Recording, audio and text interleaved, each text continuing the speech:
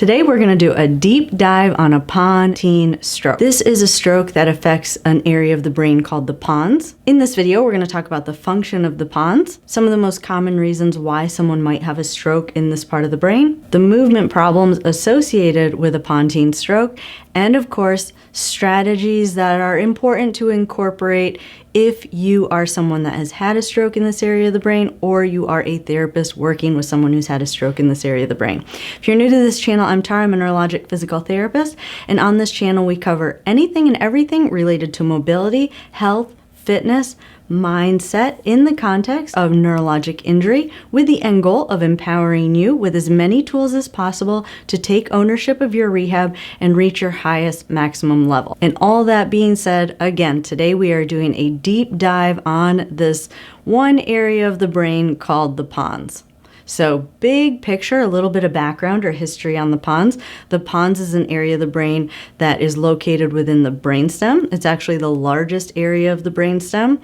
Now, I don't want to confuse this video with what some of you might have been told, that you have had a brainstem stroke. I'm going to do a separate video on that because a brainstem stroke has its own unique implications. And so this video, I'm particularly focusing on someone who knows they've had damage to the pons. So again, big picture, it is part of the brainstem. It gets its blood supply or its nutrients from the basilar artery, which is a branch off of the vertebral arteries. Now, still sticking very big picture, what is the function of the pons? Well, the pons is really the communication center between the cerebral cortex and the cerebellum, which is the coordination center of the brain. And then there's a lot of tracts that pass through, or nerve pathways that pass through from different parts of the brain and lead to the body, as well as a couple of nerve pathways that bring information from the body into the brain.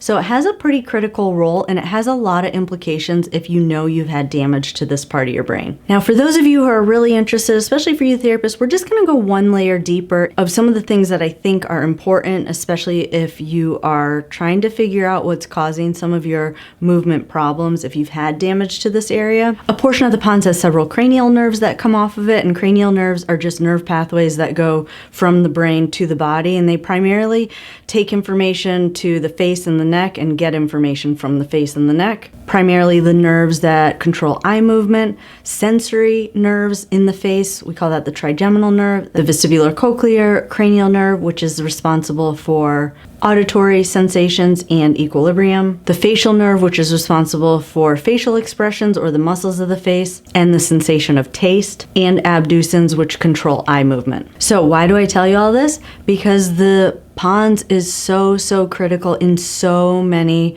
bodily functions, not just movement. And that's going to become really important when we get to the part where you as the patient are really going to be in charge of deciding what exercise you want to focus on. So if you understand why these problems are happening in the first place, it'll help you to really focus on the most important exercises. But before I get to that, let's talk about what causes a Pontine stroke in most cases, because I think it's really important. They have found that in most cases, strokes in this area of the brain are due to long-standing hypertension and long-standing diabetes. High blood pressure and diabetes lead to degenerative changes. They have found degenerative changes in the small, tiny blood vessels that provide the blood supply to this area of the brain, which leads to a blood clot in these arteries, cutting off blood flow to this area. So why do I think that cause is important? Because if you've had damage to this area of your brain, just know that once you've had one stroke, you're in a higher risk category for having another stroke. And lifestyle modifications are always valuable. You can't reverse these processes, you can't reverse the damage that's already been done, but you can definitely decrease the severity, or you can decrease the chances of these blood vessels becoming more damaged and decrease your risk of having another stroke. And in most cases, a second stroke will be more severe than the first stroke. So always, many times, and you've heard me say it before, taking small steps to make lifestyle modifications, including what you're putting into your body, is so, so, so valuable. And this did come up in the comments in one of my videos where I talked about this, is how do you find someone to help you with this? Well, I say first and foremost, find a doctor. Hopefully you're working with a cardiologist if you have a history of hypertension that is motivated to decrease the amount of medication that you're on. Because if they're motivated to decrease the amount of medication that you're on, then they're also going to be motivated to help you to figure out how to come up with a plan to decrease your blood pressure, get your diabetes under control through diet and exercise. So definitely, if you don't feel like your doctor is providing that, try and find someone who can help you in that area. So now, what are the clinical symptoms, or how does this impact you after you've had this stroke or damage to this area? Now, I gave you the big picture structure and function, but now I'm going to give you the primary symptoms that we'll see afterwards. Now, I might be a little bit biased towards one particular area.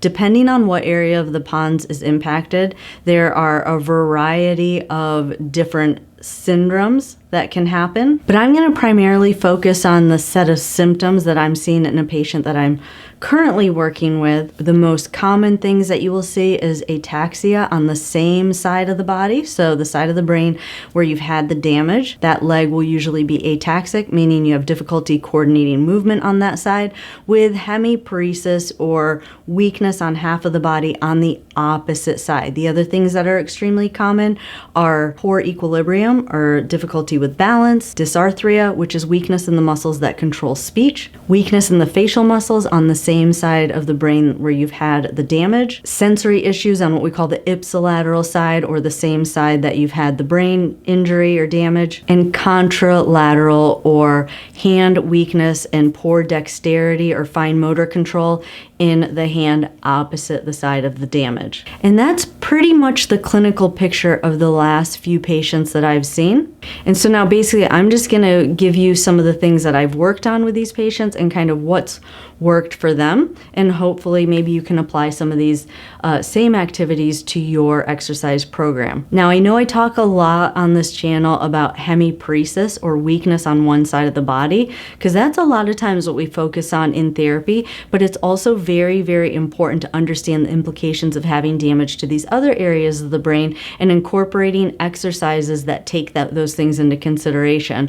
So as far as issues with equilibrium and eye movement, it's really important to work on activities that are coordinating eye movement with balance, because our eyes are so, so, so critical to our balance. I've done an entire video on this, and I will link that video in the description below, where I do a deep dive on the implications or the importance of our ability to coordinate our eyes on our balance. But basically, you need to retrain that system. So you want appropriate eye movements. In that video, I talk about how the muscles of our eyes really act to stabilize the balls in our sockets, in our eye sockets. Very similar to how a gimbal, if you guys are familiar with a gimbal, or how a gyroscope kind of keeps things level. That's kind of what our eye muscles do to our eyes, so that they can stay focused on images as our body moves. Now, if the eye muscles are impacted by a stroke,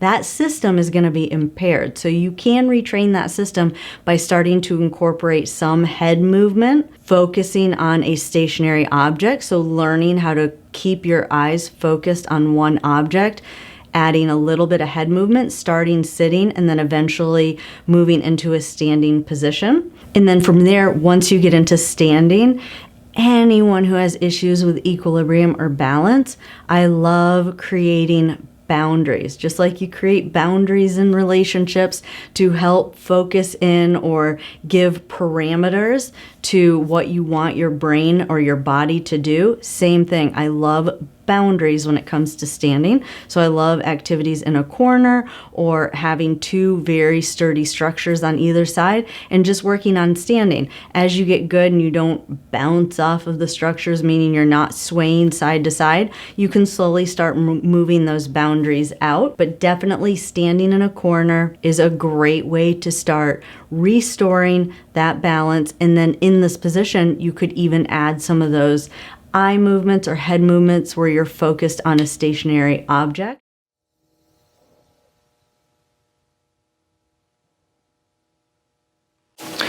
So for this exercise, what we're doing is we're trying to stabilize our gaze on a stationary object. Super, super important for balance retraining to coordinate head movement with eye movement. So first step is always to learn how to stabilize on a stationary object. After you get really good at that, so you're just gonna move your head side to side without taking your eyes off the object.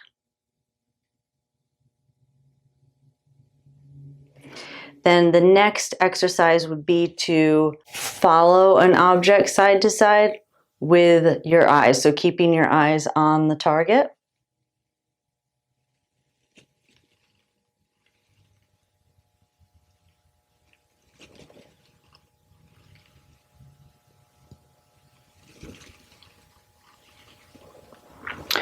Once you get really good at maintaining your balance with a normal base of support, the next step would be to narrow your base. So bring your feet together so that they're touching.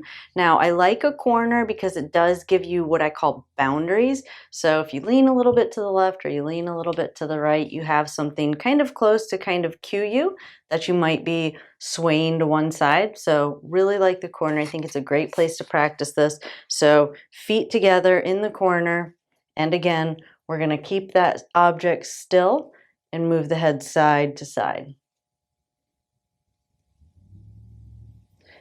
And then the second step would be to move the object and keep your eyes on it. And then next, if you wanted to challenge yourself even more, you just narrow your base even more. So now it's just about changing the foot position.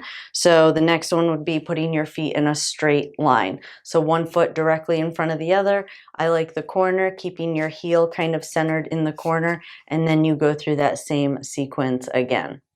Now, because of that ataxia in the non-weak leg, so like I said, remember the body opposite that side of the brain could have some hemiparesis or weakness, but then the leg on the same side of the brain a lot of times has some ataxia. So I've done a couple of videos on ataxia, which would be really helpful to include in your kind of library of videos if you're watching a few different videos. So I'll include the series I did on ataxia in the description below, because I go through a whole series of exercises specific for ataxia.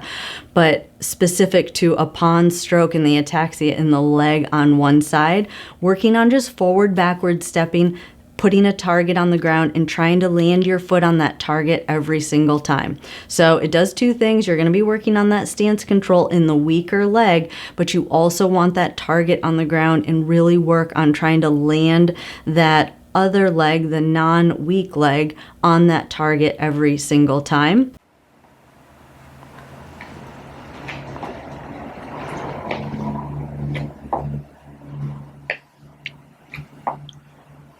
So for this exercise, what we're working on is stepping accuracy. So for those of you that have difficulty with coordination, maybe those of you that have difficulty or have an injury to your cerebellum, this would be a great exercise. Using targets really does help with that accuracy. So if you have a leg that shakes when you try and advance it or step it forward, or you're not really sure where you're going to put it, or it doesn't always land exactly where you want it to land, an activity like this is really great with a target on the ground. Now the setup is really important. You can see I'm pretty close to a wall on this side and I have a chair on this side. What I'm doing is I'm establishing very narrow boundaries. Again, for those of you that have ataxia, you'll have a tendency to either overcorrect or undercorrect, because that cerebellum is kind of like the fine-tuning part of our brain. So you start with really close boundaries that your body has to work within, and then as you get good at it, you can start moving those boundaries out. So very close boundaries, a pretty stable structure on each side so that if you do happen to lean into it, it doesn't move. This chair is probably a little bit too light. Maybe put a weight in a chair. But yeah, you want them very close. And the goal is to stay within those boundaries as you try and step that foot forward. And then as you get good at that, you can start moving the boundaries a little bit further out. So now you have a little bit more freedom for your body to move, and then do the same step.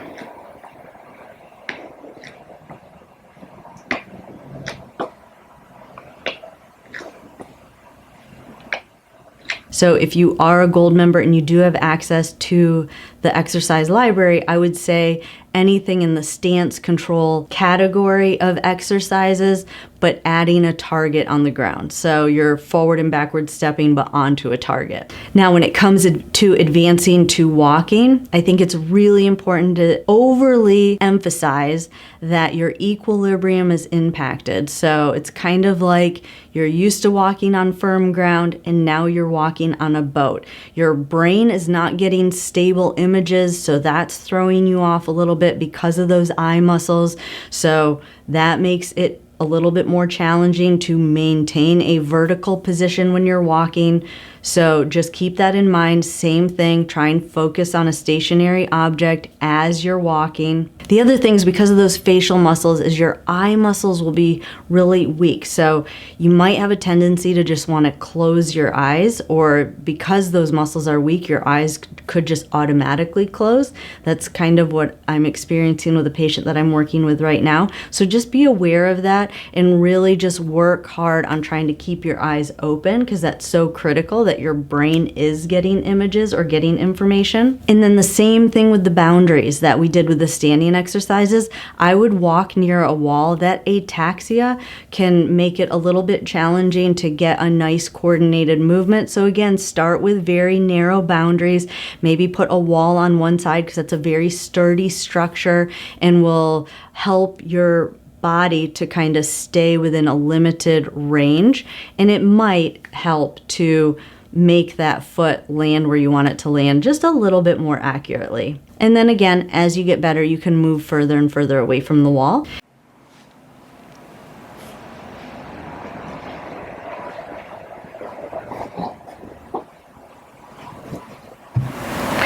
So what we're doing for this activity is just walking with a wall on one side. So it gives you a little bit of security and a little bit of stability. Your goal is to sway as little as possible. So the wall kind of acts as like a reference point. It's vertical. And so you just want to kind of orient your body vertical to the wall. And then you're just going to do 3 steps forward and 3 steps back. Again, having that wall there for security.